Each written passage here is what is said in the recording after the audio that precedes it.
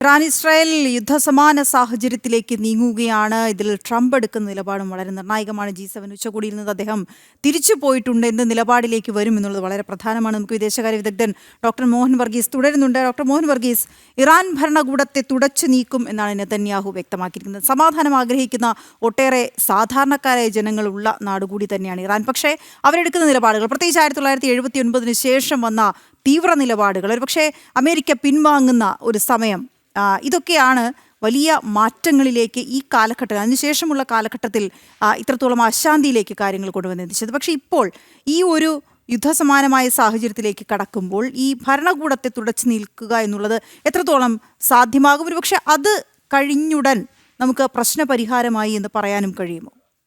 വീണ, ഈ 1979 ഇസ്ലാമിക വിപ്ലവത്തിന് ശേഷം ഇറാൻ എന്ന രാജ്യത്തിൻ്റെ ജനിതക ഘടന, പ്രത്യേകിച്ച് രാഷ്ട്രീയ DNA പൂർണ്ണമായി മാറ്റിമറിക്കപ്പെടുകയാണ്.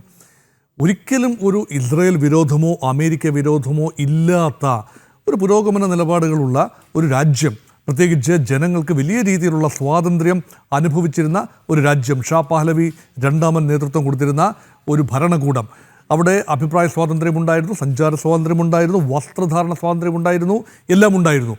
ആ ഒരു കാലഘട്ടം ഇപ്പോൾ ഗൃഹാതുരത്വത്തോടെ ഓർക്കുന്ന ഒരു കൂട്ടം ആളുകൾ ഇറാനിലുണ്ട്. അവർ വളരെ സീനിയർ സിറ്റിസൻസാണ്. 46 വർഷമായി, കഴിഞ്ഞ 46 സംവത്സരങ്ങളായി ഇറാൻ്റെ രീതിശാസ്ത്രം മാറിയിരിക്കുന്നു. കടുത്ത ജൂതവിരോധവും കടുത്ത ആൻറ്റി അമേരിക്കനിസവും ഇറാൻ്റെ മുഖമുദ്രയായി മാറിയിരിക്കുന്നു.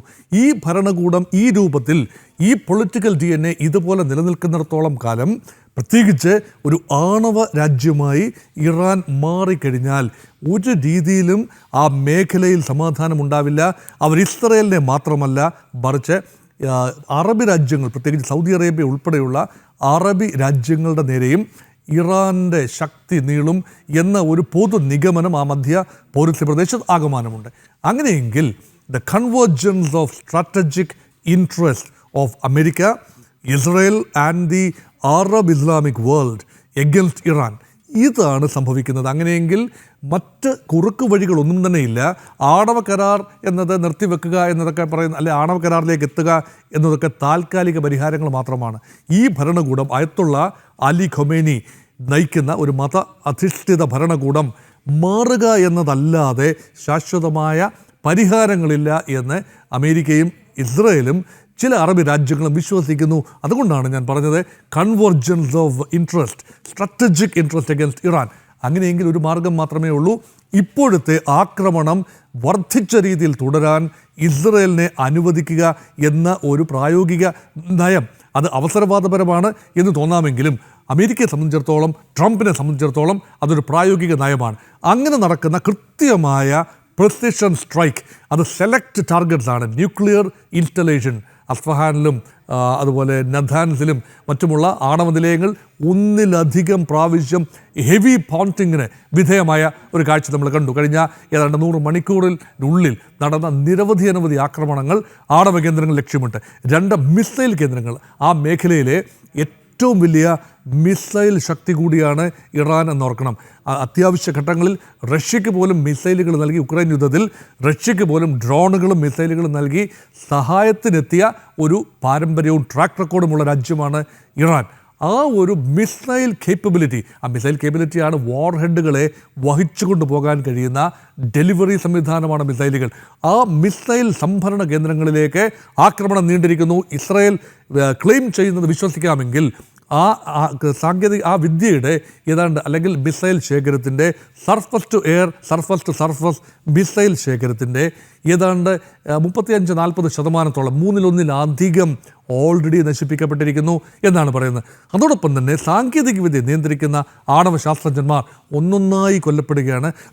ഏതാണ്ട് 14-ൽ പരം ശാസ്ത്രജ്ഞന്മാരാണ് കൊല്ലപ്പെട്ടത്. സൈന്യത്തിൻ്റെ തലപ്പത്തുള്ള ഇസ്ലാമിക് റവല്യൂഷണറി ഗാർഡ്സ് കോർപ്സ്, അതായത് IRGC തലവൻ, ഇറാൻ സംയുക്ത സേനാ മേധാവി എന്നിവരുൾപ്പെടെ top military leadership is wiped out. അതിനർത്ഥം ഇറാന് ഉള്ളിൽ ഇസ്രായേൽ വർഷങ്ങളായി പ്ലാന്റ് ചെയ്തിരുന്ന മോളുകൾ, അതായത് മൊസാദ് എന്ന ഇസ്രായേലിൻ്റെ രഹസ്യ അന്വേഷണ സംവിധാനം ഉണർന്ന് പ്രവർത്തിച്ചു. ഇറാനുള്ളിൽ ഇസ്രയേൽ ഹൈപ്പർ ആക്റ്റീവായി തന്ത്രപരമായി കാര്യങ്ങൾ ഒരുക്കി.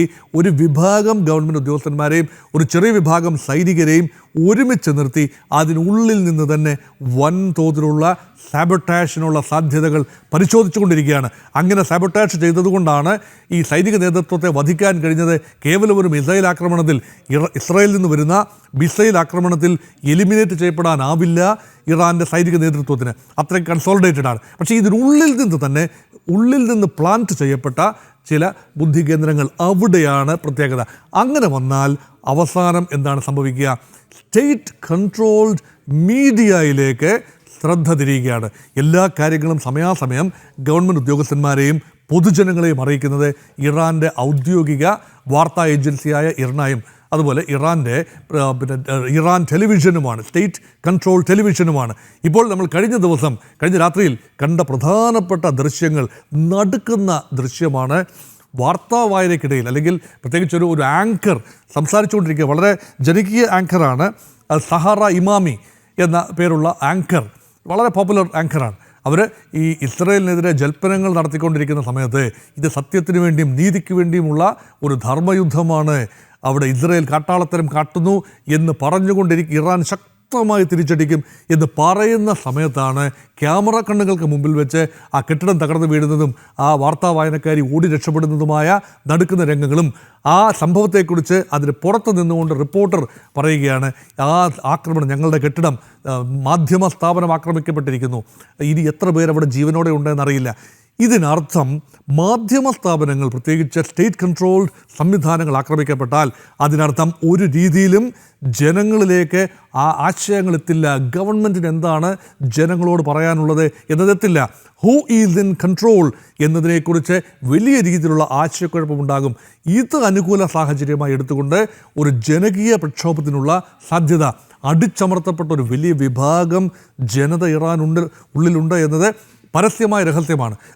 ഇറാൻ ജനതയുടെ ഒരു ചെറിയ പങ്കെങ്കിലും പ്രവാസ ജീവിതത്തിലാണ് വിവിധ രാജ്യങ്ങളിൽ. അവരെല്ലാം വലിയ പ്രതീക്ഷയോടുകൂടി തന്നെയാണ് ഭരണമാറ്റം, രാഷ്ട്രീയ കാരണങ്ങളാലാണ് പലർക്കും ഇറാൻ വിട്ടു പോകേണ്ടി വന്നത്. അവർക്ക് തിരിച്ചു വരാനുള്ള സാഹചര്യമുണ്ടോ? തങ്ങളുടെ രാജ്യത്തിൻ്റെ രീതിശാസ്ത്രം പഴയ കാലത്തേക്ക്, ഗതകാല പ്രതാപത്തിലേക്ക് തിരിച്ചു പോകും. ചിലരെങ്കിലും വിശ്വസിക്കുന്നു ഷാ പഹ്ലവി രണ്ടാമൻ്റെ മകൻ റിസ ഷാ, അദ്ദേഹം തിരിച്ചു വരികയും ഇറാൻ ഒരു രാജഭരണത്തിലേക്കും അല്ലെങ്കിൽ ആ ഒരു മൊണാർക്കിക്കൽ, ഒരു ഗ്ലോറിയസ് ബെനവലൻറ്റ് ഡിക്റ്റേറ്റർഷിപ്പിലേക്കോ മൊണാർക്കിയിലേക്കോ ഒക്കെ മാറും എന്ന ഒരു പ്രതീക്ഷയുണ്ട്. ഇതെല്ലാം സാധ്യമാകണമെങ്കിൽ റെജീം ചേഞ്ച് സാധ്യമാകണം. ആ റഷ്യൻ ചേഞ്ചിന് പൂർണ്ണമായും അനുകൂലമല്ലായിരുന്നു അമേരിക്ക.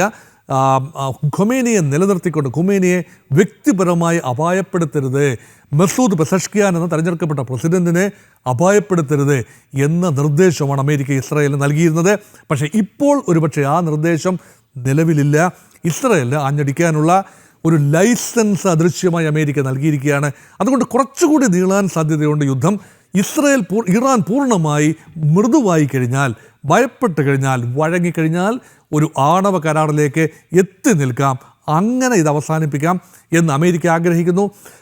ഒരു പടി കൂടി കടന്നുകൊണ്ട് പൂർണ്ണമായ റെജീം ചേഞ്ച് സാധ്യമാകുകയാണെങ്കിൽ ഒരു പുതിയ തുടക്കം പശ്ചിമേഷ്യയിൽ, ഒരു ന്യൂ ബിഗിനിങ്, ഒരു പുതിയ സൂര്യോദയം കാണും എന്ന രീതിയിൽ അമേരിക്ക ചിന്തിക്കുന്നു. ഒരുപക്ഷെ ലോകരാജ്യങ്ങൾ GCCയുടെ ഭാഗത്ത് കടുത്ത വിമർശനമായിരുന്നു, ഇസ്രായേലിനെതിരെയും ഒക്കെ വിമർശനമായിരുന്നു. അതോടൊപ്പം തന്നെ യുദ്ധം ഉടനടി നിർത്തണമെന്ന് കഴിഞ്ഞ ദിവസം കൂടിയ ഗൾഫ് കോഓപ്പറേഷൻ കൗൺസിൽ, അവരാണ് പ്രധാന സ്റ്റേക്ക് ഹോൾഡേഴ്സ്, അവരൊക്കെ ഉൽപ്പാദിപ്പിക്കുന്ന എണ്ണ സൗദി അറേബ്യയും UAEയും അടുത്തുള്ള രാജ്യം ഖത്തറും ഇതെല്ലാം ഉൽപ്പാദിപ്പിക്കുന്ന എണ്ണയുടെ വിപണനം സാധ്യമാകണമെങ്കിൽ 20% ലോക വിപണിയിലെ എണ്ണ കടന്നു വരുന്നത് പേർഷ്യൻ ഗൾഫ് മേഖലയിൽ നിന്നും ഹോർമൂസ് കടലിടുക്ക് കടന്ന് ഒമാൻ ഉൾക്കടൽ കടന്നാണ് വരേണ്ടത്.